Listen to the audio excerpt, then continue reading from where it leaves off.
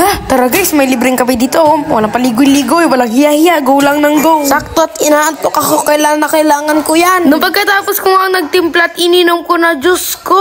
Paano ba naman kasi yung nilagay kong asukal, 1/2 lang? Abay, akalain mo ba talaga na marunong ako magtimpla ng kape? Abay, syempre, masarap pa din yan. Lalo na kung libre, syempre. Hindi ka nagagastos ng asukal, ng Great Taste White, ng mainit na tubig, hindi ka na magpapakulo. Naku, kung kapitbahay ko lang talaga to, lagi na ako magpupunta dito. Ang init-init nga na panahon, nagkakapi ako. Ay, ganyan talaga. Basta libre yan. Walang init-init sa mundo ko. Nagsisising ako kasi sabi ng nanay ko na 1/2 lang na asukal yung ilagay ko. Kulang pa yan sa panlasa ko.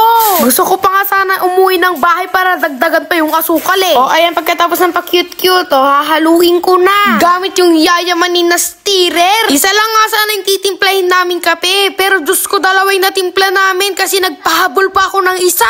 O, meron pa nga akong islang na videohan dito. Dito nga lang yan sa Balay Gloria, dito sa Solano, Nueva Vizcaya. So, syempre, tapos na sila sa kanilang mga lakad at nagpaparinig na naman yung loob ng tiyan ko, yung mga bulate ata. Syempre, libre na naman ang lola ko. Eh, bakit hindi ka pa pumunta? Aba, ito na nga yung mga family member ko. Ayun na nga, buhat-buhat na ako ng nanay ko.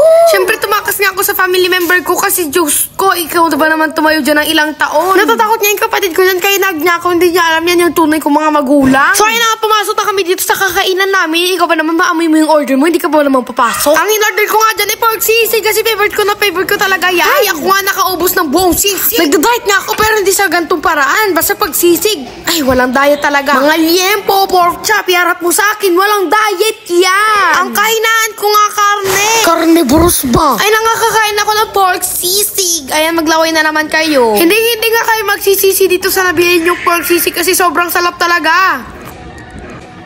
Hindi na nga ako mag-voice over at pakinggan nyo na lang ang crunchiness ng pagkain ko ng pork sisig. Ang sarap-sarap naman talaga. Diyos ko, hindi ko na naman talaga makalimutan yung lasa nito. Parang gusto ko na naman natin magbiyahe ng isang oras. Solid nga yung isang oras na biyahe namin para dito sa pork sisig na to. Ay, ako ating napalaway habang nag-voice over ah. Wala na nga may gusto ng sisig kaya kinuha ko na lahat. Nilamon ko na agad. Baka kasi may makaagaw pa ng pork sisig ko. Tumitingin pa naman yung kabilang lamesa. Pagkatapos ka ng lamon-lamon, eh syempre umakyat na ako sa bahay ko. Ay, mali pala. Kala ko ito yung bahay ko eh. Wala palang hagdanan yung bahay ko. Mahirap lang pala ako.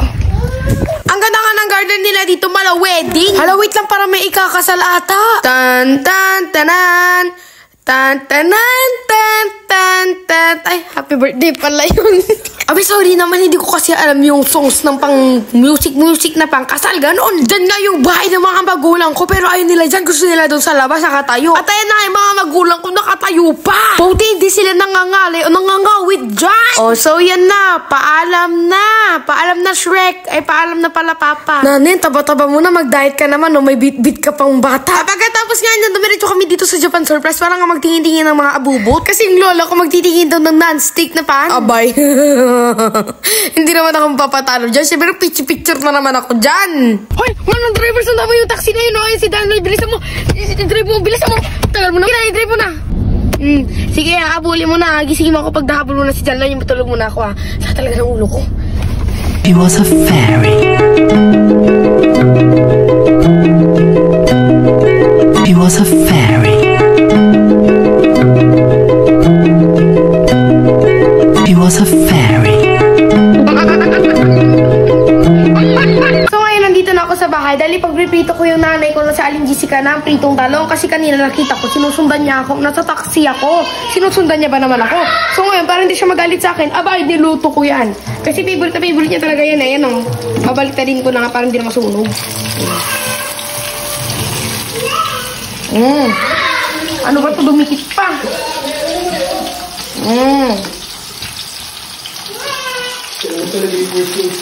Ang hirap talaga magbaliktad kasi. Ay, natatalamsikan na ako.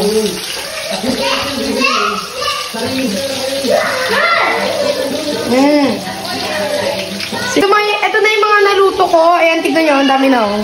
Baka maubos na lahat yan ng nanay ko. Favorite niya to eh. Kailangan natin maging wise pagluto natin ng nanay natin. Para hindi tayo pagalitan.